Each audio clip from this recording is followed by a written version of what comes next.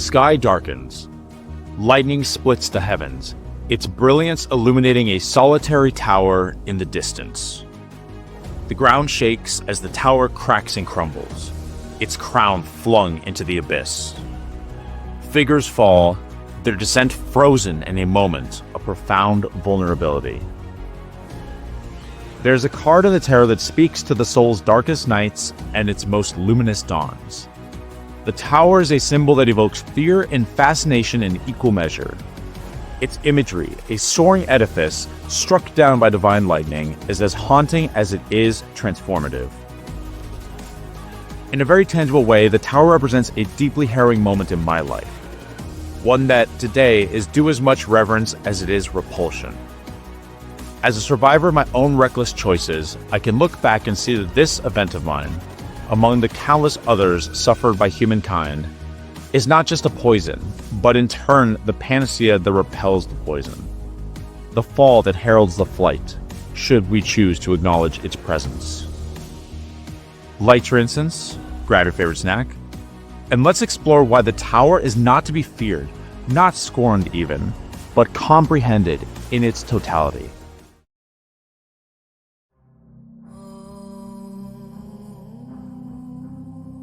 The tower is one of the most striking and unsettling images in the tarot's major arcana. At first glance, its depiction, an imposing structure struck by a bolt of lightning, its crown flung into the void, and figures plummeting from its heights, seems catastrophic. Yet, to view the tower merely as a symbol of destruction is to miss the profound depth embedded in its imagery. The lightning is the card's most immediate and dramatic element. It is a raw, celestial force that shatters the illusion of permanence. In mythological traditions, lightning is often associated with divine intervention or epiphany, a sudden illumination that cuts through darkness. Here it serves as both destroyer and revealer. It pierces the tower not out of malice but necessity, breaking apart false structures to expose the truth hidden within. The falling crown is another central motif, a potent symbol of human ego and the illusions we build around ourselves. In tarot, crowns often represent authority, mastery, or divine right. The crown's descent in the tower is not merely the loss of these constructs, but the liberation from them. It is a reminder that the constructs we cling to, whether they be material wealth, status, or rigid belief systems, are fragile and impermanent. Their collapse, while painful, clears the way for a more authentic existence. And then there are the falling figures, whose descent captures a moment of pure human vulnerability. These figures are not simply victims of chaos, but participants in transformation. Their fall is symbolic of being thrust from the comfort of the known into the uncertainty of the void. It reflects the universal human experience of having to let go of control, to confront the unknown, and to navigate the liminal space between destruction and rebirth. Even the structure of the tower itself is deeply symbolic. It represents the constructs we create to feel secure. The belief systems, relationships, and identities we build as fortresses against the unpredictability of life. Yet, these structures are not invincible. The very solidity of the tower makes it brittle, unable to bend or adapt to external forces. Its collapse serves as a metaphor for the dangers of rigidity and the necessity of flexibility in the face of life's ever-changing nature. In its entirety, the tower captures the profound duality of destruction and creation. It is not a card of arbitrary chaos, but one of inevitable transformation. It reminds us that growth often requires us to endure the shattering of what we once thought essential. This process, though unsettling, is also liberating. It allows us to shed outdated ways of being and opens the door to new possibilities.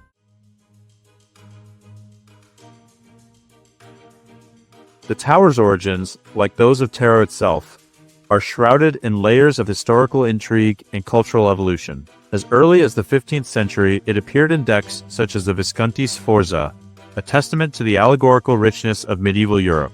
Yet, unlike the serene imagery of other cards, the tower was often omitted or altered, its stark symbolism deemed too provocative or unsettling for some audiences. During this period, the tower was deeply entwined with the religious and philosophical anxieties of the age. In the shadow of the Black Death, societal upheaval, and ecclesiastical dominance, the card came to represent divine punishment and the fragility of human ambition. It was often equated with the biblical Tower of Babel, a structure built in hubris, torn asunder by divine wrath. The story of Babel held a clear moral: humanity's attempts to rise above its station inevitably lead to chaos and collapse. In this context, the tower served as both a warning and a grim reminder of cosmic justice.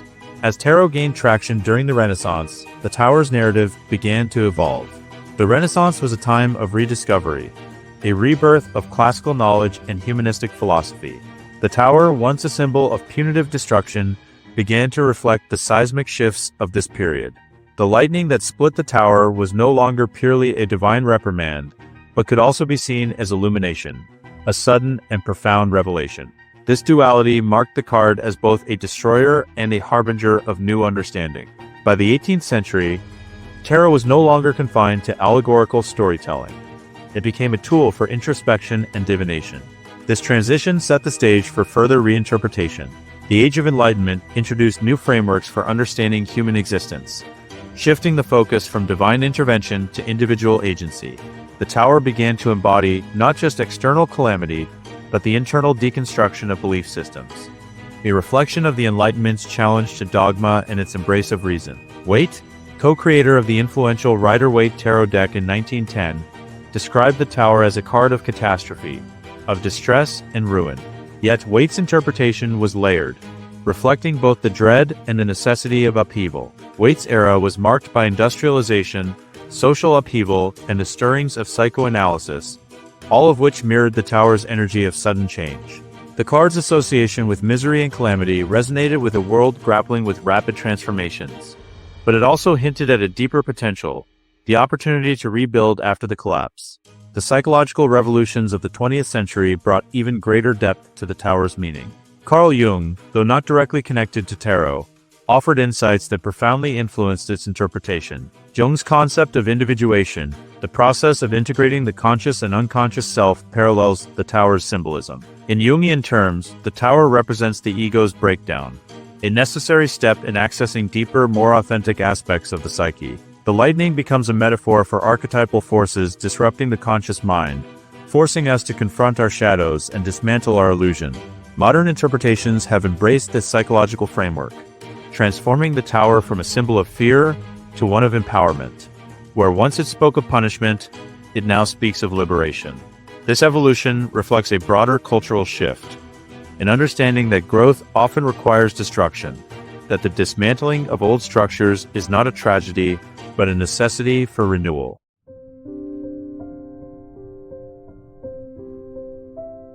The tower's symbolism comes alive most vividly in the stories of individuals who have faced profound upheaval and emerged transformed.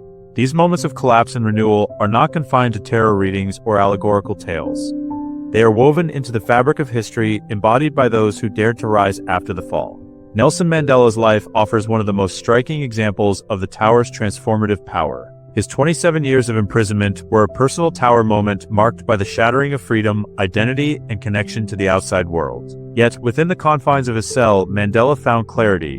What could have been the story of a man broken by oppression became the foundation for his greatest legacy. Mandela's ability to transmute his suffering into a force for reconciliation and justice mirrors the tower's essential lesson that destruction, no matter how devastating, can lay the groundwork for profound growth. Galileo Galilei faced his tower moment in the form of societal condemnation. His discovery of a heliocentric universe challenged centuries of established dogma, igniting a firestorm of resistance from the Church.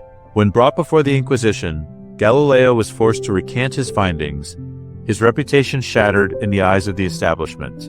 Yet, his work endured, reshaping humanity's understanding of the cosmos. Galileo's story underscores the tower's dual nature.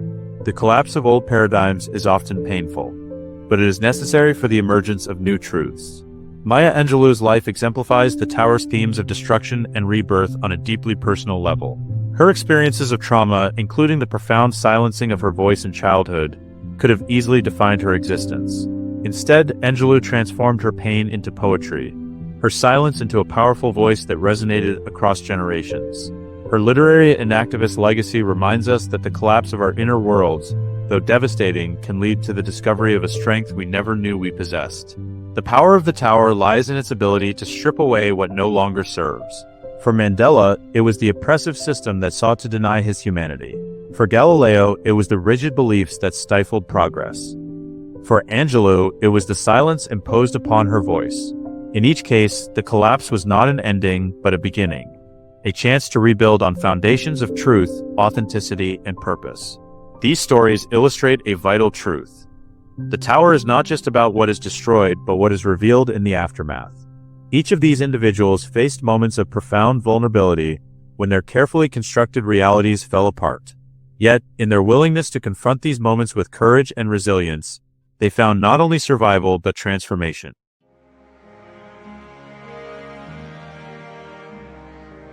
The tower is not merely a card for individuals. It is a reflection of the collective human journey. In our modern era, its energy is palpable, resonating through the seismic shifts reshaping our societies, industries, and environments. Yet, just as the card teaches us to embrace collapse in our personal lives, it also offers a blueprint for navigating these larger-scale upheavals. Consider the forces that define our age. Climate change dismantles long-held assumptions about our dominion over nature, forcing us to confront the fragility of the world we have built. Social justice movements challenge entrenched systems of oppression, demanding the deconstruction of structures that perpetuate inequality. The digital revolution, with its rapid technological advancements, has disrupted industries and redefined how we connect, communicate, and create. Each of these represents a collective tower moment, marked by chaos and uncertainty, but also brimming with transformative potential. What makes these moments so powerful is their dual nature. On one hand, they strip away the familiar, leaving us exposed and vulnerable. On the other, they create fertile ground for new paradigms to emerge. The lightning strikes of innovation, activism, and environmental reckoning illuminate truths we cannot ignore. They force us to reimagine not just how we live, but why we live the way we do. This interplay between destruction and renewal is mirrored in our personal lives. Tower moments often come unbidden. An unexpected loss, a sudden realization, or a life-altering decision. They dismantle the foundations we've painstakingly built, leaving us in a state of disarray. Yet, within that disarray lies an invitation to rebuild, not as we were, but as we are capable of becoming. The challenge of living through a tower moment, whether collective or personal, is learning to navigate the tension between resistance and surrender. Resistance keeps us clinging to the remnants of what was, amplifying our fear and pain. Surrender, on the other hand, allows us to step into the unknown, trusting that the collapse is not an ending but a necessary prelude to transformation. In practical terms, surrender does not mean passivity. It means cultivating adaptability and resilience. Mindfulness practices, such as meditation or journaling, provide an anchor in times of chaos, helping us to observe our emotions without being overwhelmed by them.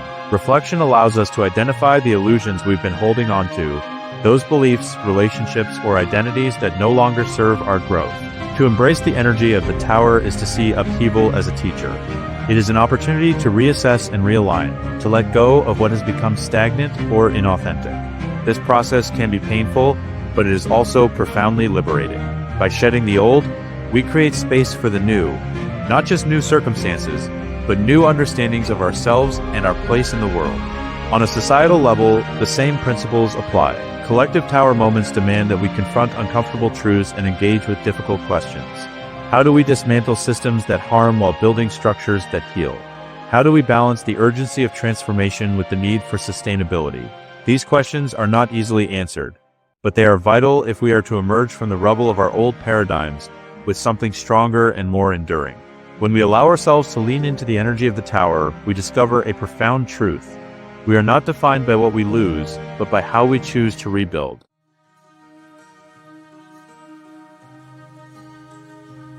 The tower is not simply a card of destruction. It is a symbol of liberation. It reminds us that collapse is not an ending, but a beginning, a necessary step in the cycle of growth. Through its imagery, we are invited to embrace the chaos of life, to see in every ending the potential for a new and more authentic beginning. In this way, the tower becomes not a force to fear, but a guide. A reminder that even in our darkest moments, the seeds of transformation are already taking root. It is not the fall that defines us, but how we rise. Thank you for watching. If you found this video enlightening, please like, subscribe, and share with others who might be interested in exploring how the tower, in addition to the other major arcana, might impact them in consequential ways. Also, consider supporting the Dark Primordial by visiting our Etsy and Shopify stores. There you'll find a curated selection of handcrafted, witchcraft, and pagan accessories to enhance your own spiritual practice. From hand-poured candles to intricately painted talismans, each item is imbued with intention and power. Until next time, may you become one with your own abyss.